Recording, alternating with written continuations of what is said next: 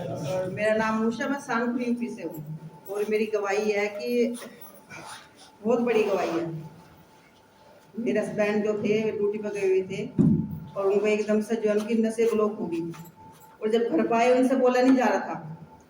और मैंने बात की उनसे उनसे उनसे मेरे से बात नहीं हो पाई और ऐसे हंसते रहे जैसे पागल की तरह हंसते हैं। मैंने सोचा मैंने पता नहीं क्या हुआ, उनको ऐसे क्यों हंस रहे हैं, मैंने क्यों ऐसे कर रहे होंगे। सुबह हुई फिर इनकी कंडीशन ऐसे ही मिली हमको। फिर हम सोचने लगे भाई ये क्या हो गया, कुछ बताओ है ना, बोल रहे कि बोलने जा नहीं रहा है इनसे।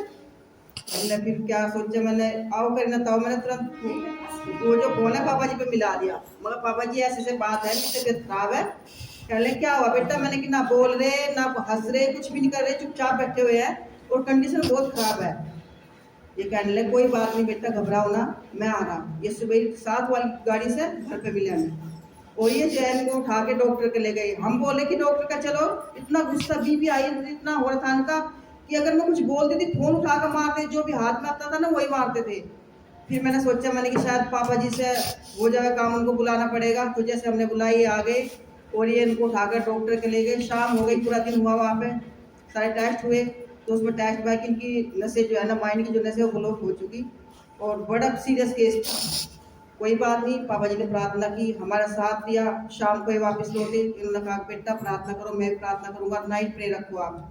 हमने घर पर नाइट प्रे रखवाई और जब नाइट प्रे रखवाई इतने बड़े काम हुए, इतनी चीजें वहां से निकली हमारे घर से भी जो पापा जी को न देखी और छुटकारा मिला उन चीजों से और इन्हें बहुत आराम हुआ। और आज जो है ना बोलने भी लगे। इन दिन रात एक कर दी, पापा जी ने प्रार्थना करी और हमारे लिए प्रार्थना करी, हमने प्रार्थना की और आज जो है बोलने भी लगे, माइंड भी सही है और अपनी ड्यूटी पे भी जाने लगे। और दूसरी गवाही मेरी है कि जो दफ्तर के लोग थे, बड़े लोग थे, जो सीनियर थे, उसने बोल दिया गुस्से में कि तुम ड्यूटी पर आना। और ये घर आ गए, 10 दिन 15 दिन निकल गए ऐसे ड्यूटी पर गए। हमें भी दिक्कत होगी भाई कैसे क्या करें, साहब ने मना कर दी। फिर हमने प्रार्थना करवाई, पापा जी से बोला मैंने कि पापा जी ऐसे ऐसे बात है, इनका तो माइंड वैसे खराब हो जाए घर में। कहने लगे बेटा टेंशन ना करो, वही साहब इनको बोलेगा कि अनिल तुम ड्यूटी पे आओ। और फिर 15 दिन के बाद उसने कहा अनिल ठीक हो? हाँ साहब मैं ठीक हूँ और मैं लखनऊ जाऊँगा। कहने लगे कोई बात नहीं, लखनऊ जाओ, आगे तो मैं ड्यूटी जो है ज्वाइन करनी है। और फिर जैसे लखनऊ से आए, उन्होंने आए घर पे, उन्होंने बोला मुझे कि मुझे बोल दिया साहब ने कि ड्यूटी ज्वाइन करो अपनी। और ये 3 दिन के बाद फिर अपनी ड्यूटी पे गई और आज जो है ना इनका ट्रांसफर भी होगा। हमने प्रार्थना करवाई पापा जी से कि पापा जी इनका ट्रांसफर हो जाए, उनका ट्रांसफर भी रुक गया। उसी साहब ने उनका ट्रांसफर कराया और उसी साहब को भी ट्रांसफर भी हो गया। मैं सबको धन्यवाद देती हूँ।